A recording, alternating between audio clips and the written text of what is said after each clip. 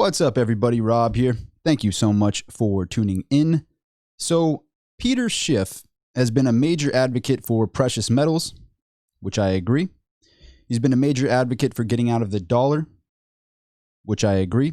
I think that the dollar has been dramatically diluted. We agree on pretty much all aspects of his points except for one major one. I'm sure there's a few others, but specifically this one, and it is Bitcoin. I've talked about it in the past. If you go to my past video, I was talking about Bitcoin. I believe Bitcoin was only about 10 grand at the time. I am one of the unique precious metals stackers and precious metals believers that also likes the idea of Bitcoin. And I will elaborate. This is a video going to be all about the points for Bitcoin and why I disagree with Peter Schiff on Bitcoin. I wanted to lay out my thesis and my bit of a rebuttal towards his arguments with Bitcoin. So before I get into that, I have to always say that this is not for financial advice. This is just for education, entertainment purposes based on my opinion. I am not advising anybody to go buy Bitcoin. I am just speaking on my opinion. Do with it as you will. That being said, if you find some value in this video, please consider smashing that like button. I know I say it every video, but statistically it helps if you say that and you might remember to do it. But if this video provides you value, if it doesn't provide you value, don't like it. Maybe even throw a dislike on it if you don't like it. But if you do like it, please smash that like button. We'd really appreciate it. It helps the video get higher in the YouTube algorithm and it gets seen by more people. And I'm trying to get a little bit more exposure here on YouTube. So I'd really appreciate that. If you want to subscribe, we'd love to have you in the community as well.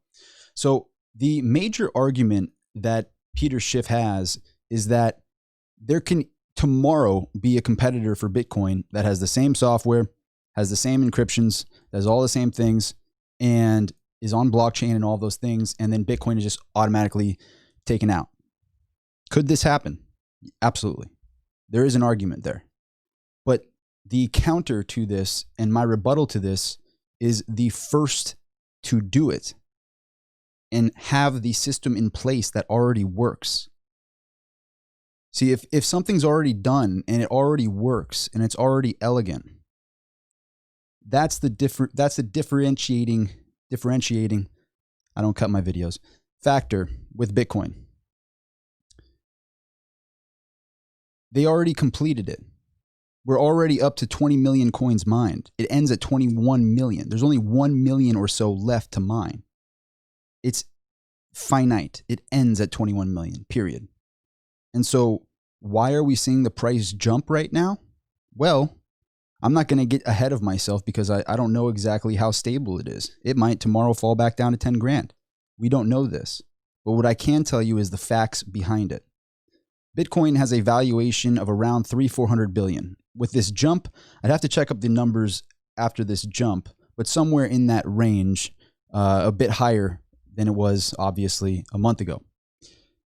Even if Bitcoin has a under $1 trillion market cap, and it has the potential to be a universal currency, we're talking about a space with hundreds and hundreds and hundreds of trillions of dollars out there and other currencies. I always like to say the dollar is the cleanest shirt in the dirty hamper, you know?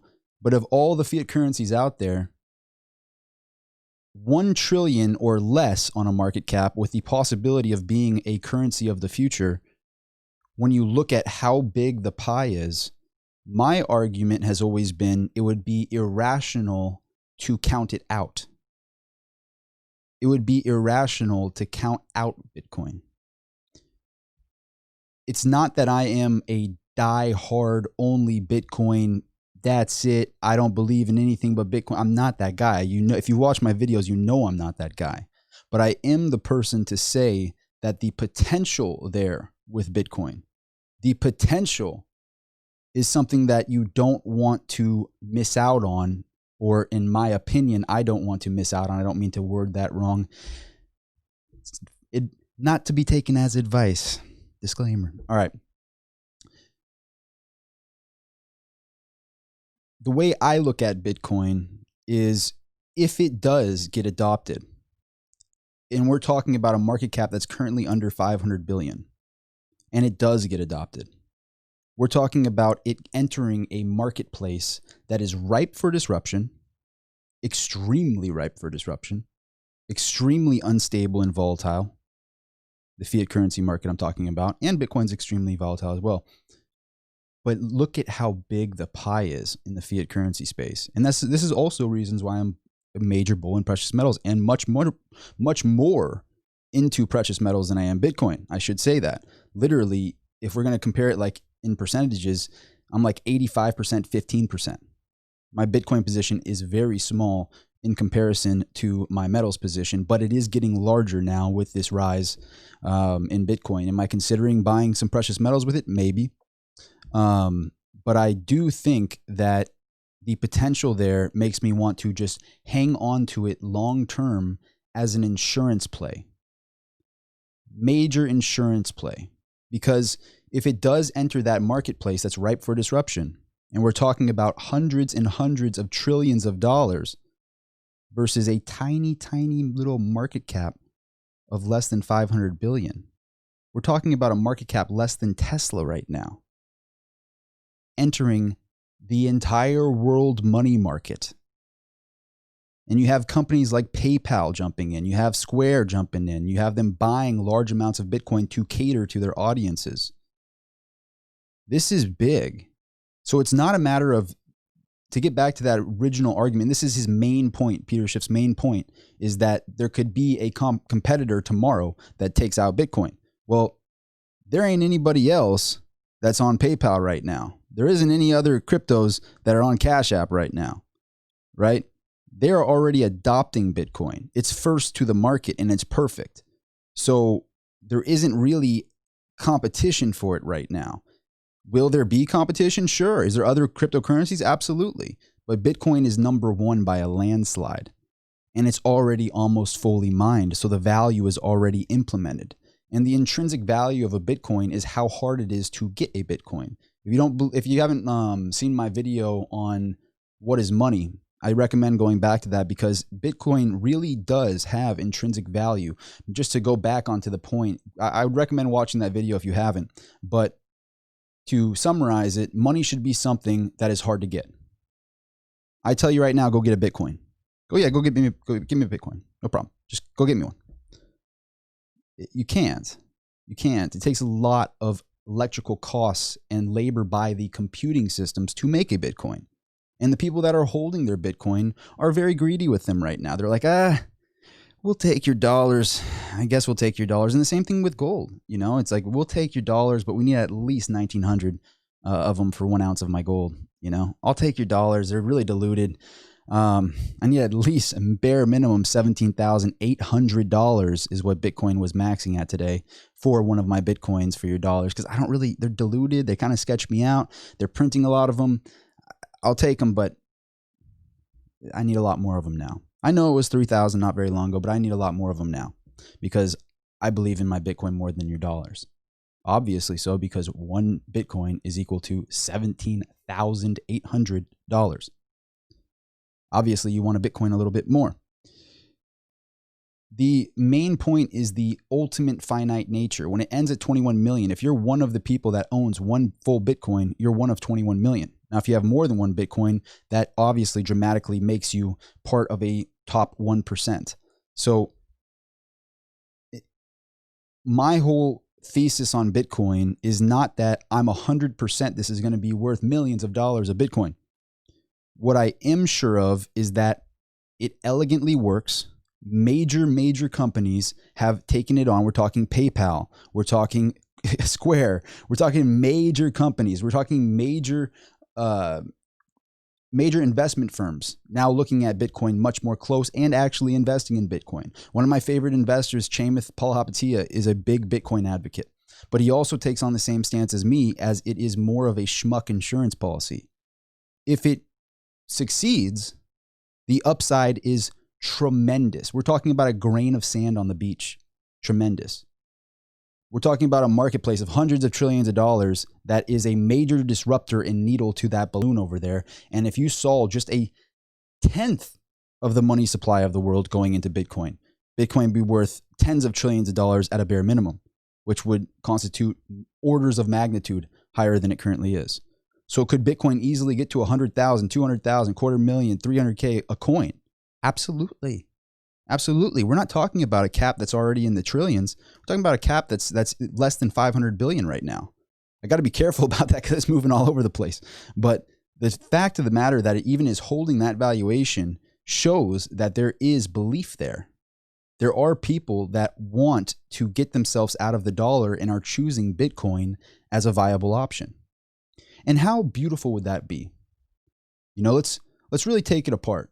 If we're going to say what the next currency of the world is going to be, well, 92, 93% of the world's money is already digital. So let's take that into account. Everybody says printing money. We're printing money. I say we're printing money. Poof Powell keeps printing more and poofing more. But the truth is he is more so poofing versus printing, because they just poof it into digital money into the world. The printed money is only about 8% of the money that is being used on a day-to-day basis, is about 8% of cash. Knowing that, well, let's do a little T-chart. The future of money here and what we want money to not be over here, right? Well, the first point would be you'd want it to be decentralized. You'd want it to not have any parties involved in it. It was just a decentralized currency, Bitcoin. Then we'd also want it to be internet-based, because all of the money already is internet-based. And honestly, let's be real here. Cash is kind of stupid right now, you know, and I don't really have a better word for it because it's dirty. We don't have any denominations higher than 100, which is very odd. In the 30s, we had $100,000 notes, $10,000 notes, $1,000 notes, $500 notes that were legally issued by our government. But for some reason, now we only have hundreds. After a ton of inflation, after cheeseburgers going from being 15 cents to $15, we only have hundreds. But back then, they needed the 100,000. Anyway, that makes no sense to me. But we are moving out of cash, and it has become a very dirty way to transact. It doesn't make any sense. So boom, it needs to be internet-based. You have those two main points. Then you need to be able to do peer-to-peer without major fees or anybody. And that goes back to decentralized, but also just adding in that needs to be peer-to-peer, where I can just boot you the money, you can boot me the money, and nobody had to be involved in that. And we knew what was happening. And then it was secure to the point where I know that you can't renege on that. You can't take back your money. There's no Indian giving with Bitcoin. Once it's sent, it's sent. If the person who receives it wants to give it back, that's up to them. But it's over. So really, the power is completely back into the people's hands with this Bitcoin. So those are my main arguments for Bitcoin. The fact that it is extremely finite. It ends at 21 million coins. It is the first to hit the market.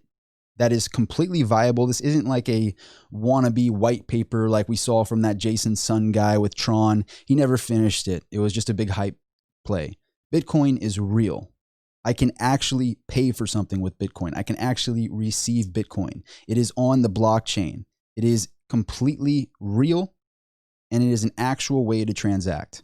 Major companies are accepting Bitcoin, and I can only imagine, and I'm going to call this. This is going to be some of that, like you see Gary Vee going back on his tapes and going, I called it, I told you.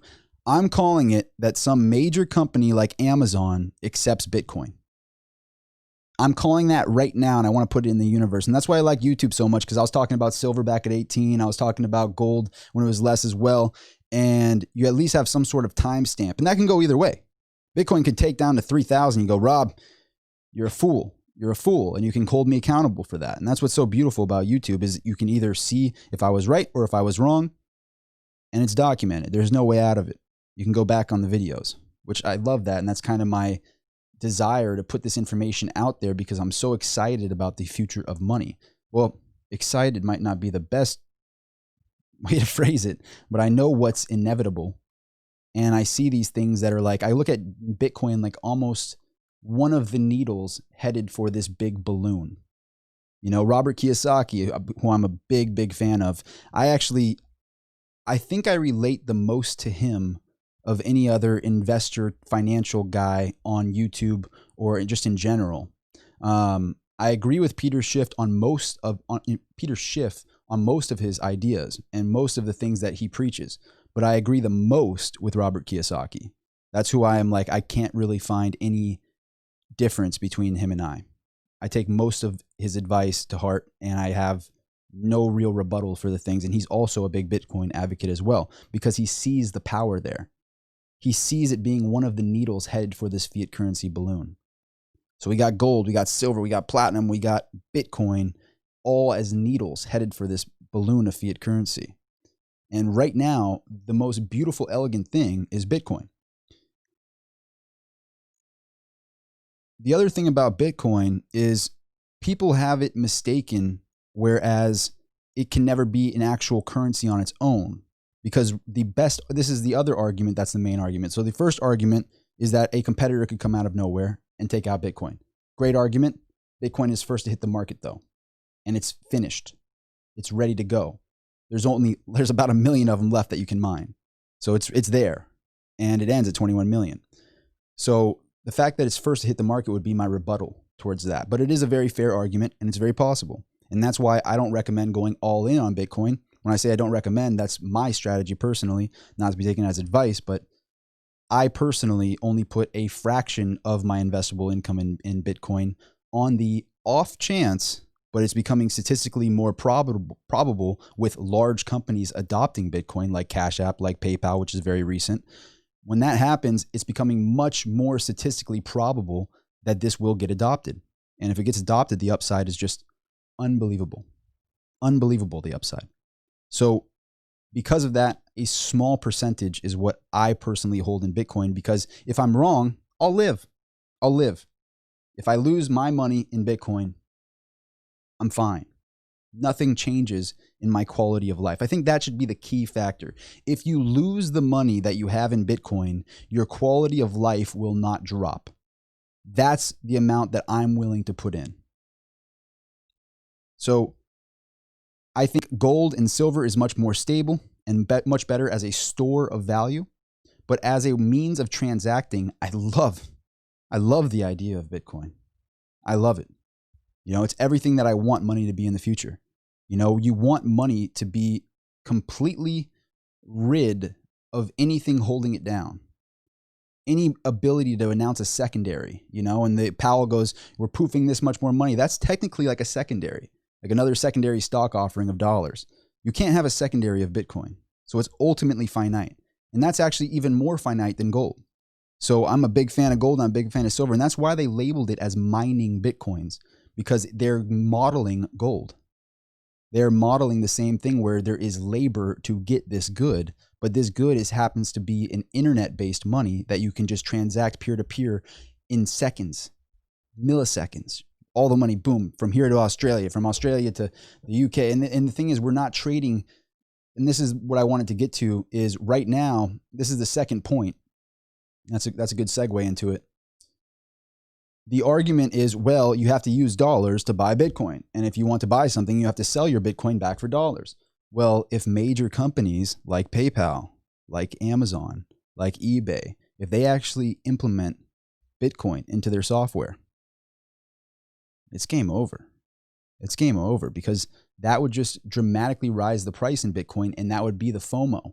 It would go into full effect, because once it does flip the page and it goes to be the next currency, the upside of hundreds of trillions of dollars from a less than 500 billion cap is like bonkers upside. And seeing PayPal jump into that is a huge deal to me. It's not a small gesture, you know. PayPal, off the top of my head, I believe PayPal is in the hundreds of billions in their market cap. It's funny that Carl Icahn did the spinoff on eBay. And eBay is so much smaller than PayPal. eBay is like a 30 billion cap or something like that, somewhere in that range. And then you got PayPal that just blew past everything, because obviously people want payment processing much more than just a standard sales site. Now, Amazon, if they jumped in, because they're a monster, they're a little bit different. I mean, I think that would make Bitcoin go to 100K.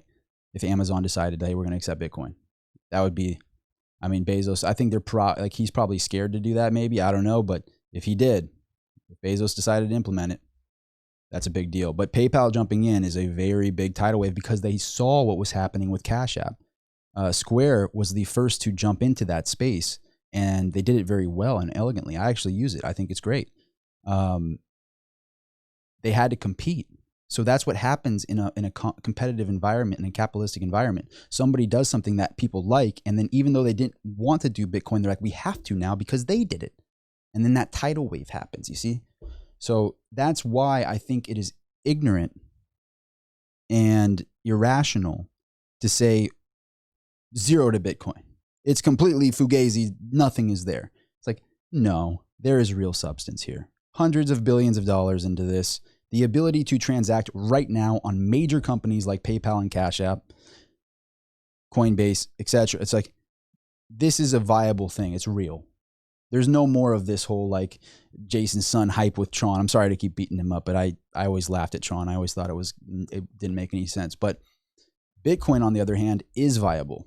It's not just a white paper. It's an actual currency that we're trading in currently. And the point to get back to, I know I get off topic, but we are currently, the next argument that Peter Schiff has is that we are currently using fiat currency to buy Bitcoin so that it's technically, connected to fiat currency in a way. Well, right now, here's my rebuttal. And I already talked about this, but to go into detail, right now, we're willing to accept euros for Bitcoin. Right now, we are willing to accept dollars for Bitcoin because we're in a transition period. But as you can tell, the people who are holding their Bitcoins are now in control of a free market, and they're going, you know what? I need a bit more money for my Bitcoin. You know what? We used to say 3,000. That was like less than a year ago.